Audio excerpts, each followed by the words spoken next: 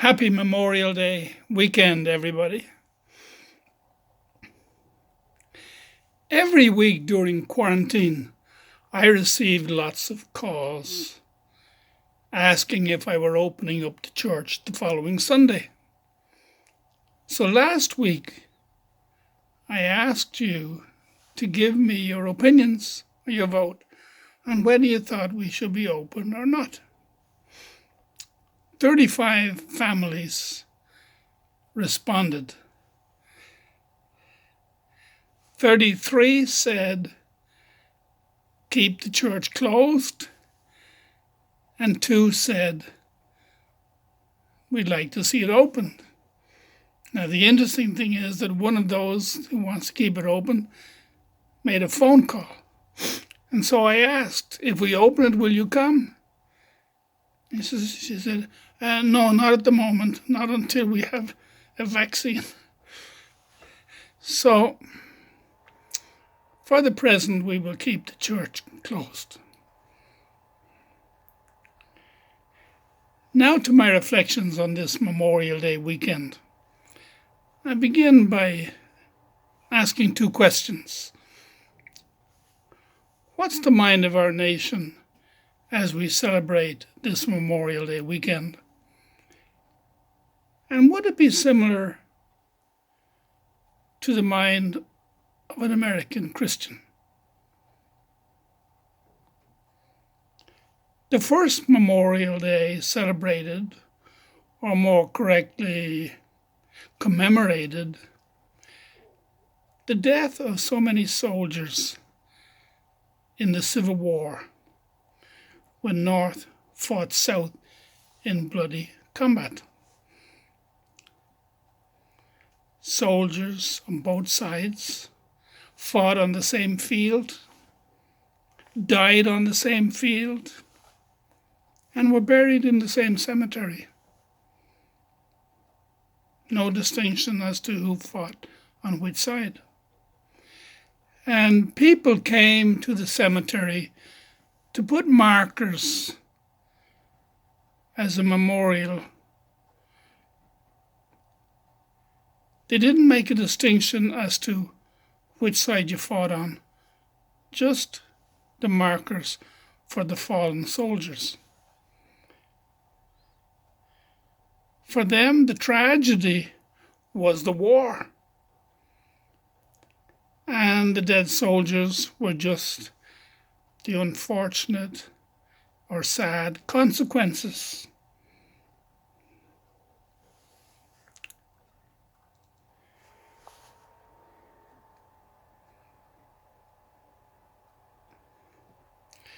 The celebration of Memorial Day was an attempt to bring healing to the nation. Now today, when America celebrates Memorial Day, I notice that people talk only of paying honor to the soldiers who died on our side of the battlefield. The concept of bringing healing to the other side doesn't enter into the picture.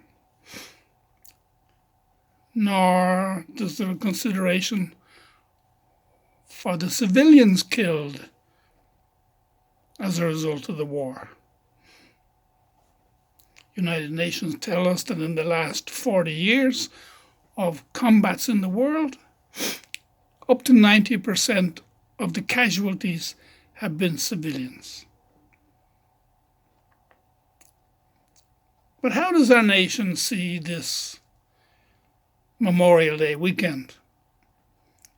I received an email advertisement from an automobile company interested in selling me a car on this Memorial Day weekend. And in their advertising, they honored the soldiers. And here's what they wrote.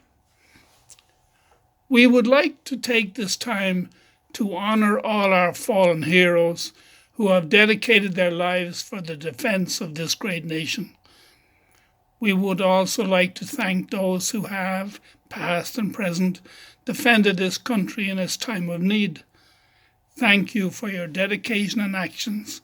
We salute you. Now, the oversight that I notice with today's Memorial Day celebrations is that it simply salutes the American soldiers who died without reference to the other side or whom they fought, nor does it make reference to the civilian casualties. In the gospel today, Jesus says to his Father that he doesn't pray for the world, but he prays for those that the Father has given him and that are listening to his word.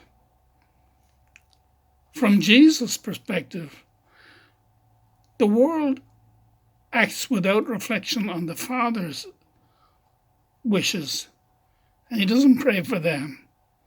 He prays for those who are listening to the Father.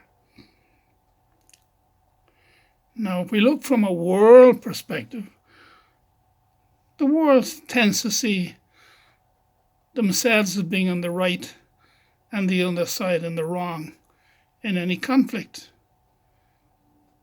With such an attitude, it is easy to justify war. It may seem to us that if we don't respond in a violent manner to an unjust situation, nothing will change. We believe that when the change comes about, the violence will stop.